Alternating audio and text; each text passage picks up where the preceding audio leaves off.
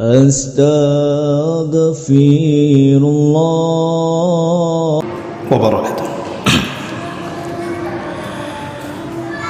Alhamdulillah wassalatu wassalamu ala Rasulillah wa ala alihi wa sahbihi wa mawalah wa la hawla wa la quwata illa billahi wa ba'du.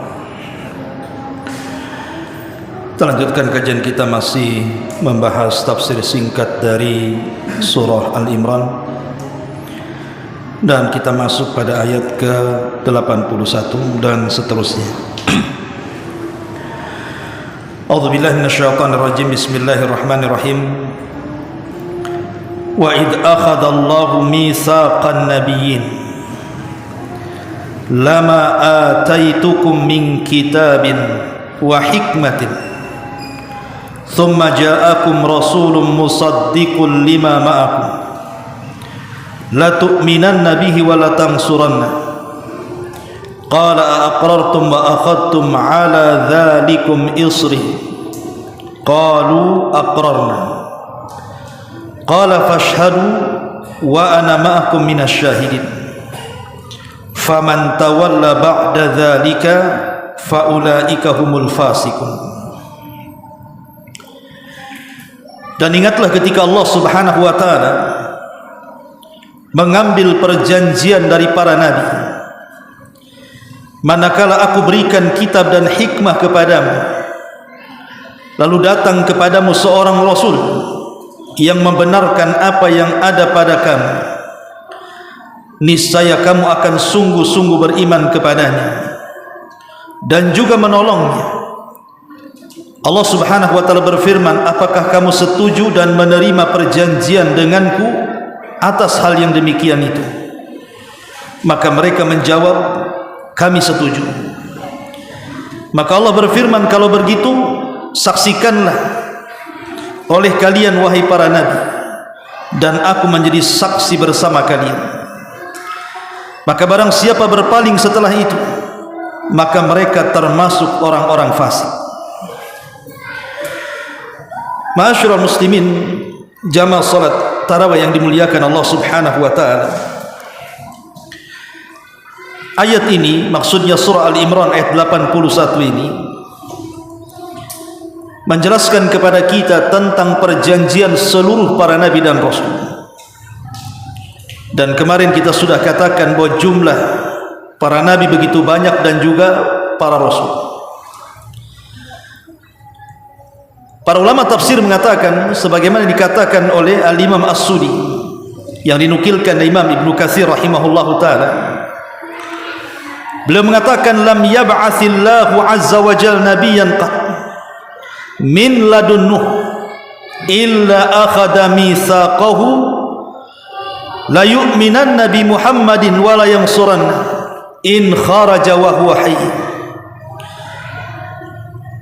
Kata beliau, Allah Subhanahu wa ta'ala tidak mengutus satu nabi pun sejak zaman Nuh alaihi salatu wassalam dan seterusnya, kecuali Allah Subhanahu wa ta'ala mengambil perjanjian mereka.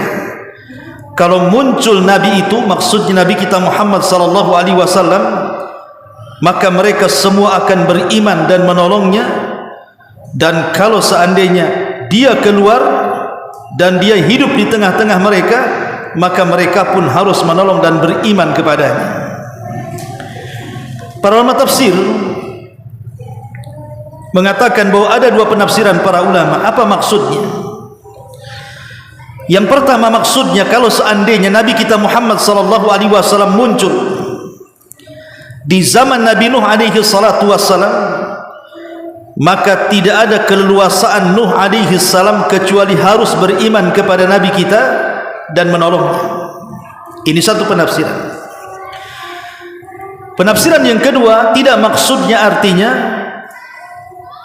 Nabi SAW apabila diutus di akhir zaman, karena memang tidak ada Nabi selain Nabi kita Muhammad SAW sebagai penutup para Nabi dan Rasul, makalah seandainya para Nabi sebelum Rasul itu hidup di zaman Nabi kita Muhammad SAW, maka mereka wajib beriman dan menolongnya. Dari sini kata ulama, bantahan kepada bahwa Khidir alaihi salatu wassalam masih hidup.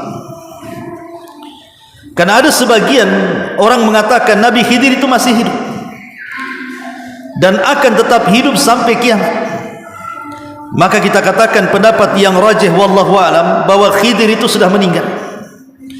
Sebab kalau seandainya Khidir itu masih hidup, maka Khidir terkena ayat ini, di mana Khidir harus membantu Nabi SAW dan beriman kepada Nabi SAW.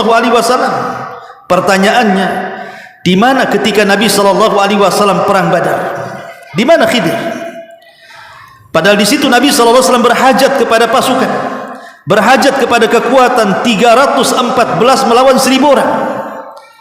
Tapi di perang Badar Khidir pun tak muncul. Di perang Ahzab, perang Khandaq, bagaimana kaum muslimin dikepung dengan Ahzab, kelompok-kelompok gabungan orang-orang musyrik Quraisy, orang-orang Yahudi dan orang-orang munafik, dan hampir mengalami kekalahan. Tidak kunjung juga Khidir hadir dalam perang Ahzab dan perang-perang yang lainnya. Ini menunjukkan bahwa Khidir itu sudah meninggal. Sebab kalau seandainya dia hidup, maka dia terkena ayat ini, di mana tidak ada satupun Nabi dan Rasul kecuali diikat perjanjian kalau seandainya Nabi kita Muhammad SAW hidup atau diutus oleh Allah Azza wa Jalla dan mereka masih hidup, maka mereka wajib menampakkan diri mereka dan menolong Nabi kita Muhammad SAW. Perhatikan sebuah riwayat dari Jabir bin Abdullah radhiyallahu anhu, ketika Umar bin Khattab radhiyallahu anhu membawa lembaran Taurat di hadapan Rasul. Ketika itu Nabi SAW bertanya kepada Umar, apa yang di tanganmu? Maka Umar mengatakan, ini lembaran Taurat wahai Rasul. Maka Nabi SAW marah kepada Umar dan mengatakan, amutahawwiqun anta ya ibnul Khattab.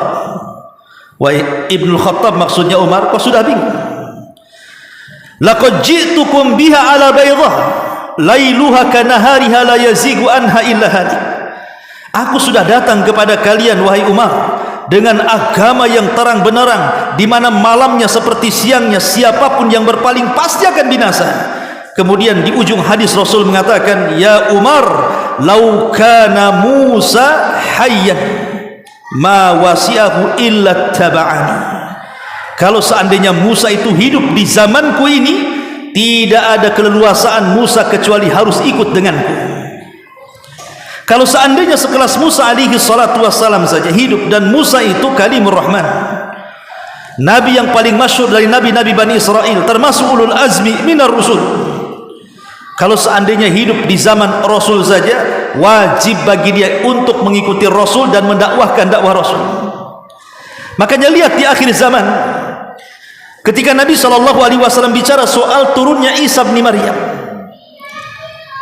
Nabi SAW mengatakan nanti di akhir zaman Isa itu akan turun kapan? Ketika pasukan Al-Mahdil Muntazar tidak sanggup melawan pasukan Dajjal.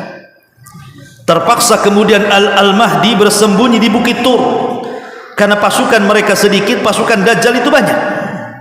Sampai-sampai dikisahkan kepala kerbau itu lebih berharga dibandingkan dinar dan dirham karena kelaparan mereka di atas bukit itu. Akhirnya kemudian Isa bin Maryam dan pasukannya, Imam Mahdi dan pasukannya berencana bahwa mereka harus turun dan melawan Dajjal apapun taruhannya, menang ataupun kalah. Daripada mereka kelaparan di atas bukit, mendingan berperang. Ketika mereka sudah membuat kesepakatan bahwa besok kita akan perang, di waktu subuh seorang muadzin mengumandangkan azan. Ketika seorang muadzin mengumandangkan azan dan selesai azan, sebelum qomat, tiba-tiba kemudian langit gelap. Kemudian muncul cahaya dari langit. Rupanya Isa bin Maryam turun diapit 2 malaikat, di mana rambutnya meneteskan air seolah-olah penuh dengan air, dan dia membawa hawa yang kalau seandainya terkena orang-orang kafir, maka hawa itu akan membunuhnya. Maka Isa pun kemudian turun di mana? Di sebuah menara yang sekarang sudah ada menaranya, menara putih di Damaskus sana. Kemudian Isa pun datang ke pasukan Al-Mahdi. Kemudian Al-Mahdi mengatakan, taqaddam ya Ruhul Qudus, silahkan wahai Isa, menjadilah imam untuk kami. Tapi Isa mengatakan tidak, setiap kaum itu ada imamnya. Isa menolak, tidak mau menjadi imam. Akhirnya kemudian Isa pun bermakmum kepada kaum muslimin, diimami oleh Al-Mahdil Muntadhar. Selesai sholat subuh, maka Isa pun kemudian membariskan pasukan dan mengusap setiap wajah pasukan pasukan Al-Mahdil Muntadhar, kemudian menyebutkan tingkatan-tingkatan mereka di surga. Kemudian Isa memberikan 3 pilihan ketika itu. Pertama, bahwa kalian tidak perlu berperang.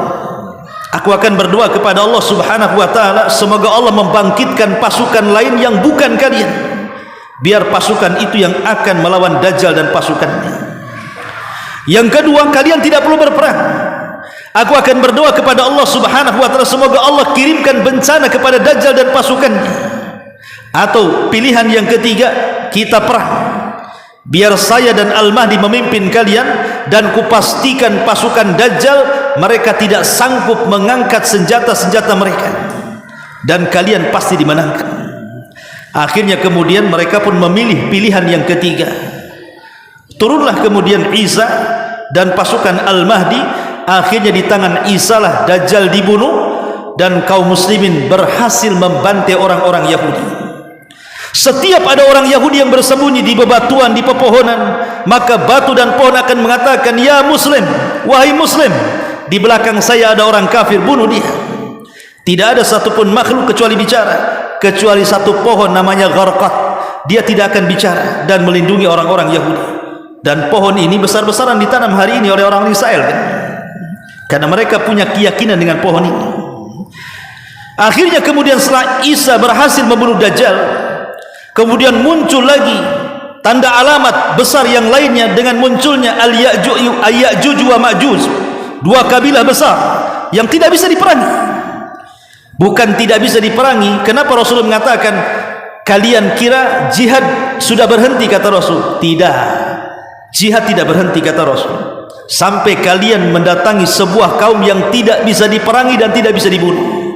Maksudnya Ya'juj dan Ma'juj. Bagaimana tidak? Rasul mengatakan seperti itu. Jumlah mereka banyak.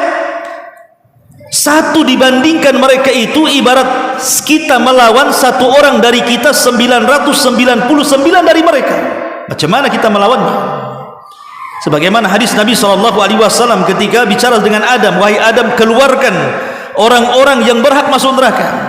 Pada setiap 1000 ambil satu orang, masukkan ke surga, 999 masukkan ke neraka.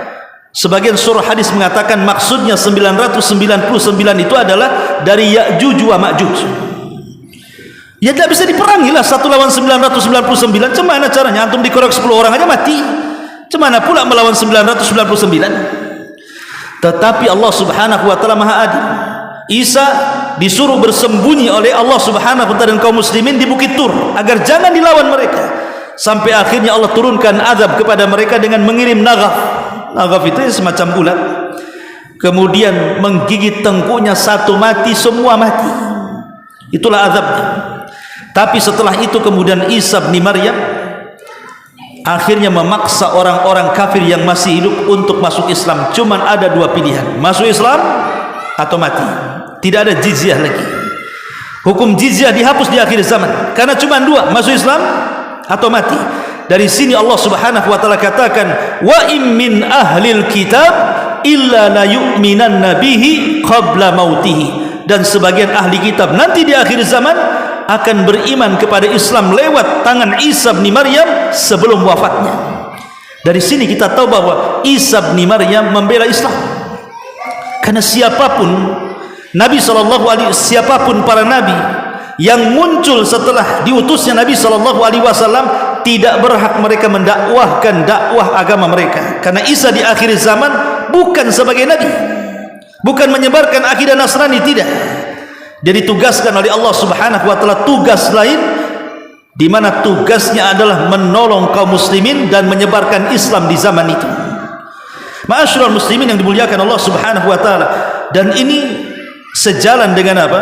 Dengan firman Allah yang kita bahas, Al-Imran 81, bahwa sudah ada perjanjian seluruh para nabi, kalau muncul Muhammad wajib beriman dan menolongnya. Seolah-olah Allah katakan kepada Nuh, wahai Nuh, Kalau muncul Muhammad, kau beriman dengannya, kau bela dia. Seolah-olah Allah katakan kepada seluruh para nabi, wahai Syuaib, wahai Saleh, dan seluruh para nabi, kalau muncul nama Muhammad, beriman kalian, ikuti dia, kuatkan kekuatan kalian dengan dia. Seolah-olah Allah subhanahu wa ta'ala ingin katakan seperti itu dalam ayat ini. Ma'asyiral muslimin yang dimuliakan Allah azza wa jalla. Dan kita lihat sendiri bagaimana Nabi SAW mengatakan dalam sebuah sabdanya, apa kata Rasul?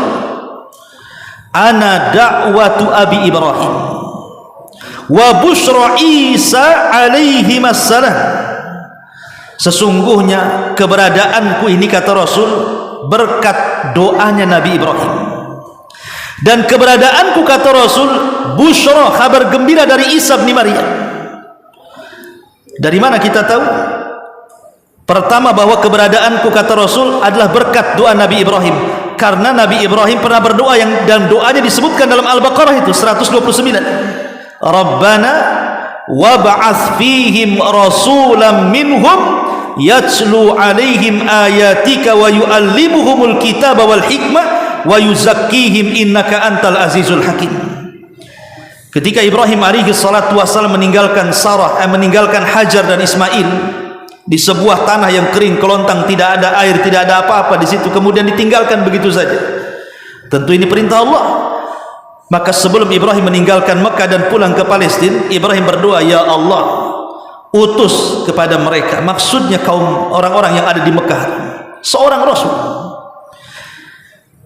Artinya bahwa kalimat doa Ibrahim agar Allah mengutus seorang Rasul menjadi sebuah kenyataan. Muncullah Nabi kita Muhammad sallallahu alaihi wasallam. Makanya Rasul mengatakan, ana da'watu Ibrahim, saya berkat dakwah doanya Ibrahim, keberadaan saya, wa busyra Isa, dan juga kabar gembira Isa bin Maryam kepadaku. Diisyaratkan kepada apa? Kepada ayat Al-Quran, alladzina yattabi'una ar-rasul an-nabiyyal ummi alladzi yajiduna maktuban indahum fit taurati wal injil, yaitu orang yang mengikuti Rasul, Nabi yang ummi, maksudnya Nabi SAW, yang namanya mereka dapati tercantum dalam Taurat dan tercantum dalam Injil. Dan Isa sendiri mengatakan dalam surah As-Saffat ayat 6 itu kan, wa idh qala Isa bin Maryam ya bani Israel inni rasulullah ilaikum musaddiqan lima baina yaday minat taurat wa mubashiran bi rasulin ya'ti min ba'di ismuhu Ahmad. Ini kata-kata Isa ketika Isa berkata, wahai bani Israel, saya ini utusan Allah kepada kalian, membenarkan ajaran dari Taurat, dan saya datang menghabar gembirakan kepada kalian akan datangnya seorang Rasul namanya Ahmad atau Muhammad. Itulah Nabi kita Muhammad sallallahu alaihi wasallam. Artinya semua para nabi menghabar gembirakan akan kedatangan Nabi kita Muhammad sallallahu alaihi wasallam. Sampai kepada Adam alaihi salam. Adam alaihi salatu wassalam sudah mengenal nama Nabi kita, karena ketika Allah mengatakan wa 'allama Adam al-asma'a kullaha, ketika Allah ajarkan Adam nama-nama semuanya. Apa maksudnya nama-nama semuanya? Maksudnya Adam akan mengenal nama keturunannya, bahasa keturunannya. Jadi kalau Adam alaihi salam hidup di Inggris, dia bisa bahasa Inggris. Kalau Adam hidup di Batam, bisa bahasa Melayu. Kalau Adam hidup di Padang, bisa bahasa Padang. Kalau Adam hidup di Flores, bisa bahasa Alor, dan begitu seterusnya. Itu maknanya Adam itu akan mampu mengucapkan bahasa kaumnya, dan dia tahu nama-nama yang akan keluar dari keturunannya, termasuk Nabi kita Muhammad sallallahu alaihi wasallam. Jangankan itu, ada sebuah hadis ketika Adam alaihi salatu wasallam kemudian diusap punggungnya, keluar dari sebelah kanan itu ruh keturunannya yang termasuk penduduk surga, dan sebelah kiri keturunannya akan masuk ke dalam neraka. Kemudian Adam melihat ada satu keturunannya, dilihatnya jidatnya bercahaya. Kemudian Adam mengatakan, siapa orang itu? Maka dikatakan kepada Adam, itu adalah turunanmu, namanya Daud, tapi umurnya hanya 60 tahun saja. Kata Adam alaihi salatu wassalam, kenapa pendek sekali umurnya? Kalau begitu genapkan 100 tahun, ambil dari usiaku. Karena Adam diberikan usia 1000 tahun. ambillah 60 tahun dari usiaku, kasihkan si Daud 40 tahun dari usiaku, genapkan 100 tahun. Kan Daud 60 tahun, kasih 40 tahun, berarti 100 tahun. Ketika Adam usianya 960 tahun, datang malaikat maut dan mengatakan, ya Adam, sudah saatnya kau meninggal. Adam lupa. Dia mengatakanlah, bukankah Allah memberikan usia kepadaku 1000 tahun? Ini kan baru 960 tahun, masih kurang 40 tahun. Maka malaikat mengatakan, bukankah sudah kau kasihkan yang 40 tahun itu pada umatmu si Daud? Mana ada, katanya. Adam lupa. Dari sini turunannya pelupa. Makanya manusia dalam bahasa disebut insan.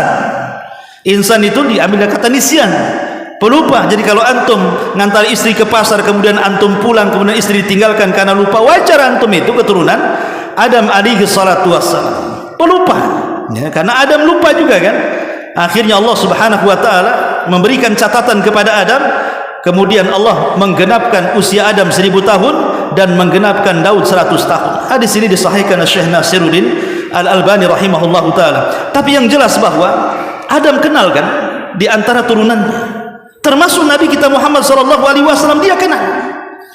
Oleh karena itulah maka tidak ada satupun Nabi dan Rasul yang berhak mendakwahkan satu dakwah dari agamanya setelah diutusnya Nabi SAW. Tidak Yahudi, tidak Nasrani. Makanya Rasul mengatakan, tidak ada satupun Yahudi, tidak ada satupun Nasrani yang mendengar kedatanganku kemudian tidak beriman, kecuali mereka pasti akan masuk ke dalam jahannam.